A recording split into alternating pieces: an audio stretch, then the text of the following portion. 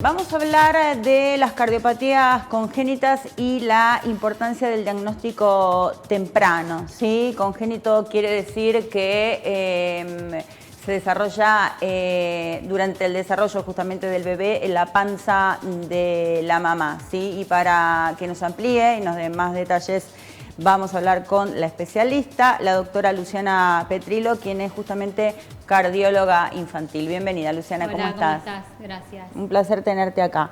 Bueno, las últimas estadísticas en la Argentina nos dicen que más de 7.000 bebés por año nace con alguna cardiopatía congénita, y de esos 7.000, el 7 de cada 10 aproximadamente son graves, pero con intervenciones poco invasivas se pueden mejorar y tener una vida normal, digamos. ¿Es así? Exactamente, así como comentás.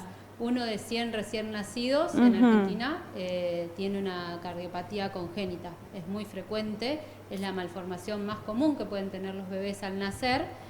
Y también es una de las principales causas de mortalidad y morbilidad perinatal. Justamente por todo esto es tan importante tener en cuenta este tipo de malformaciones a la hora de tener que hacer alguna derivación, algún estudio, algo que llame la atención y esté en alerta, parte tanto de los papás como de los pediatras, de otros médicos. Bien, Luciana, y cuando uno habla de la importancia del diagnóstico precoz, el diagnóstico puede ser generalmente intrauterino por las ecografías, y si no se detecta en ese momento, ¿se detecta cuando el bebé nace sí o sí, o pueden pasar años de que un chico tenga una cardiopatía congénita y no se la diagnostique? Muy buena la pregunta. En realidad, bueno, como comentabas, en el momento, en los controles que se dan durante el embarazo, ahí es una primera etapa en donde se puede llegar al diagnóstico, que ante cualquier sospecha que el obstetra detecte, puede realizar la derivación. Hay veces en que no se puede llegar a ese diagnóstico, y otro de los momentos fundamentales es al nacimiento. En el caso de las cardiopatías más complejas, las más graves, muchas veces ya al nacimiento dan algún tipo de clínica, de sintomatología que enciende la alarma y o sea, le llama la atención a los en el momento puntual del parto, cuando sale el bebé y le hacen el Apgar, por ejemplo. En las primeras 24, 48 horas muchas se detectan, otras no, pero sí se manifiestan durante el primer mes.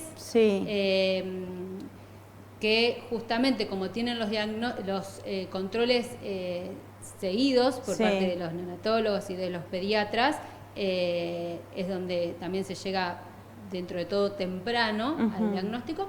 Y después, en el caso de las que son más leves, esas son las que pueden pasar más desapercibido y detectarse en cualquier otro momento, a cualquier edad. Por eso es importante siempre pensarlas, siempre sospecharlas. En chicos más grandes se va a presentar en forma diferente a lo que es en los recién nacidos, muchas veces más que se puede confundir con otros síntomas, o no darle demasiada importancia a lo que está pasando o a lo que comentan los chicos, por cómo se dan los síntomas, ¿no? No es tan alarmante como a lo mejor sí en un bebé, o mismo los papás, que quizás en los bebés están más, que les llama la atención. Pendientes. Exacto. Y mismo los controles con los pediatras, cuando los chicos son más grandes, son anuales. A veces cuando los papás los notan sanos, muchas veces algún control pasa de largo. Totalmente. Y bueno, y también existen esos momentos en donde quizás hacemos el diagnóstico en forma casual, porque llegan al consultorio para un apto físico por el deporte, o para se tienen que realizar algún otro tipo de cirugía o anestesia, y dentro de eso piden la valoración cardiológica. Bueno, esas son las instancias en las cuales podemos llegar al diagnóstico. Bien, ¿y cómo categorizan ustedes las más graves de las menos graves, de las leves? En cuanto a la clínica, decís, ¿cómo se manifiestan? En los recién nacidos, en los bebés más chiquitos, como hoy te comentaba, generalmente lo que es común de observar es que son bebés que tienen dificultad para alimentarse, se cansan mucho, ya sea tomando la mamadera o la teta, lo hacen en forma muy entrecortada porque se agitan, están irritables, que no los suelen calmar con nada. Se ponen a su lado, sobre todo alrededor de la boca, con el esfuerzo, ya sea con el llanto, cuando se alimentan también, una transpiración que es bastante excesiva, van a los controles mensuales con el pediatra y les cuesta, más allá de que quizás puedan que se alimenten bien, les cuesta mucho aumentar de peso, están estancados, infecciones respiratorias bastante reiterativas. Y después en los chicos más grandes, más de edad escolar en adelante, la forma en que pueden presentarse es o con dolor de pecho, palpitaciones, desmayos, un cansancio con la actividad física que también es llamativo porque es mayor a lo que a lo mejor tanto los papás lo ven o comparándolo con sus hermanos. Ajá. O en el cole o si practican algún deporte, el profe también les llama la atención porque es más acentuado, digamos, en la forma en que se cansan que comparándolo con otros chicos. Y después algo que es muy común a cualquier edad es el soplo. Esa es la forma en que muchas veces llegamos al diagnóstico a través del soplo. El soplo en realidad es un ruido que uno escucha con el estetoscopio, que como te decía puede presentarse a cualquier edad. Muchas veces el soplo en pediatría es normal, digamos, puede que se escuche por el ruido que hace normalmente la sangre cuando va pasando por el corazón, al interior del corazón, y es un corazón sano.